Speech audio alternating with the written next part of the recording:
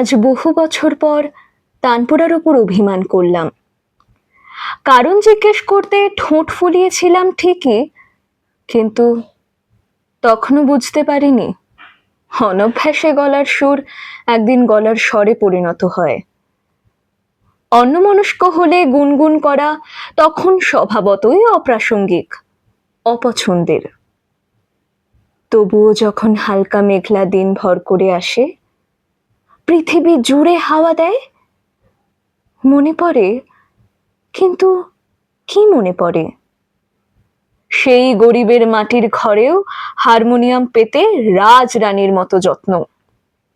ঝড় বৃষ্টি, রিড উঠে আসা, বোল খারাপ হওয়া, সবকিছু পেরিয়েও যে কারণে আজও তার গুরুত্ব তুঙ্গে, তা হলো মায়া।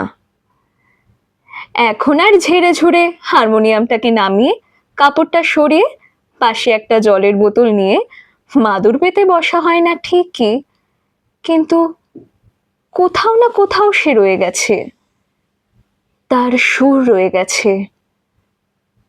তবলার সাথে তার বিচ্ছেদ ভুলতে পারিনি দুজনে, তবু দুজনে আজও পাশাপাশি বসলে চোখ ভেজে।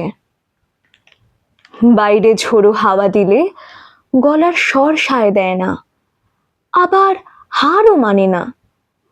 কি অদ্ভুত একটা সুর কানে ভাসে, ভালোবাসা বলে কিনা জানি না।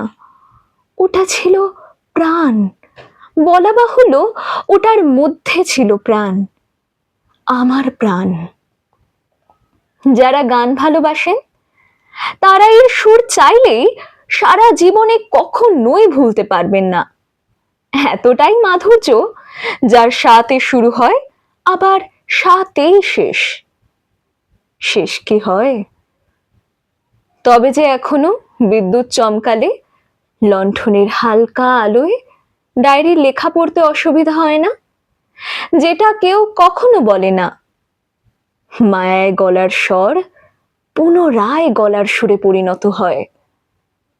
জ্যোৎস্না রাতে জানলা দিয়ে চাঁদের আলো যখন তার উপর এসে পড়ে, হালকা হাওয়া দেয়, ওই মাটির কাঁচা ঘরের 4টি দেওয়াল থেকে প্রতিধ্বনিত হয়, এবার নীরব করে দাও রে তোমার মুখর কবিরে।